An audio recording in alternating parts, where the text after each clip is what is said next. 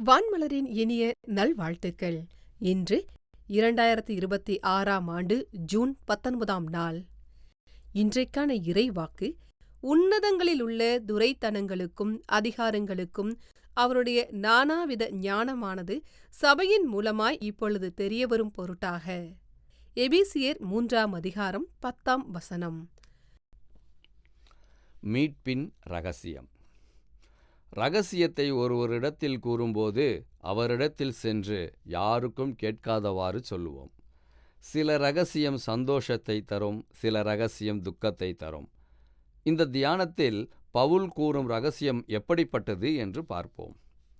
சிறைச்சாலையிலிருந்து எபேசியர் நிருபத்தை எழுதுகிற பரிசுத்த பவுல் சுவிசேஷத்தை அறிவித்ததால் உங்கள் நிமித்தம் நான் பாடுகளை அனுபவிக்கிறேன் என்று தான் அழைக்கப்பட்ட அழைப்பைச் சொல்லி கிறிஸ்துவிடம் கிருபையாய் பெற்றுக்கொண்ட ரகசியத்தை எபேசியர்களிடம் வெளிப்படையாய் பகிர்கின்றார்.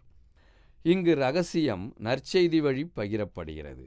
நற்செய்தி, காஸ்பல் என்பதன் கிரேக்கச் சொல் இவாஞ்சலியோன். இதற்கான அர்த்தம் நல்ல செய்தி அல்லது ரட்சிப்பின் செய்தி என்று பொருள். எபேசியர் 3:19-12 ரகசியம் என்பது எல்லோரையும் கிறிஸ்துவுக்குள் ஒன்றிணைப்பதே ஆகும். யூதர் என்றல்ல, கிரேக்கர் என்றல்ல, எல்லோரும் கிறிஸ்துவுக்குள் சமம். எல்லோருக்கும் எல்லாம் பகிர்ந்து கொடுக்கப்பட வேண்டும். ரட்சிப்பு யாவருக்கும் இலவசம். இவை நிறைவேறினது இயேசுவின் பாடு, மரணம், உயிர்த்தெழுதலின் வழியாய். இந்த நற்செய்தியை கேட்டு யாவரும் ரட்சிப்பை பெற வேண்டும். இதுவே கடவுளின் திட்டம். இவை மக்கள் மற்றும் அரசாட்சி புரிவோருக்கு மறைபொருளாக இருந்தது. இப்பொழுது இந்த ரகசியம் திருச்சபைக்கு கிறிஸ்துவின் வழி வெளிப்படுத்தப்பட்டிருக்கிறது.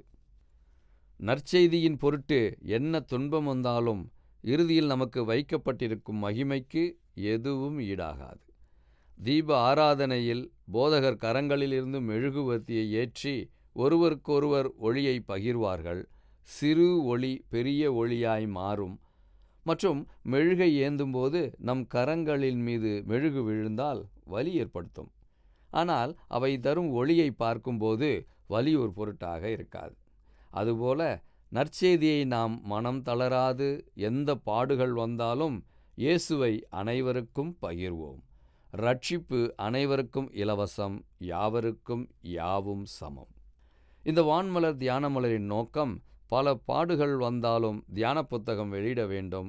இதை படிப்போர் மனம் மாறி பாவ வாழ்க்கையை விட்டு இயேசுவை தன் சொந்த இரட்சகராக ஏற்றுக்கொள்ள வேண்டும் என்பதேயாகும். இந்த தியானத்தை படிப்பதோடு மட்டுமல்லாமல் அதை பகிர்ந்து ரட்சிப்பை அனைவருக்கும் கொடுப்போம். நாம் ஜெபிப்போம். அன்பின் கடவுளே, உமது குமாரன் இயேசு கிறிஸ்துவின் பாடு, மரணம், உயிர்த்தெழுதலின் வழியாய் உம்மோடும் அனைத்து மக்களோடும் எங்களை ஒப்புரவாக்கினீர். இப்பொழுதும் நாங்கள் அந்த ஊழியத்தை செய்ய பலனும் ஞானமும் தாரும். இயேசுவின் பெயரால் ஆமேன்.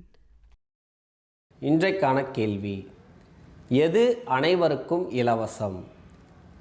எது அனைவருக்கும் இலவசம்? கேள்விக்கான பதிலை கீழ்க்கண்ட எண்ணுக்கு SMS அல்லது வாட்ஸ்அப்பில் அனுப்பவும். 9841809796.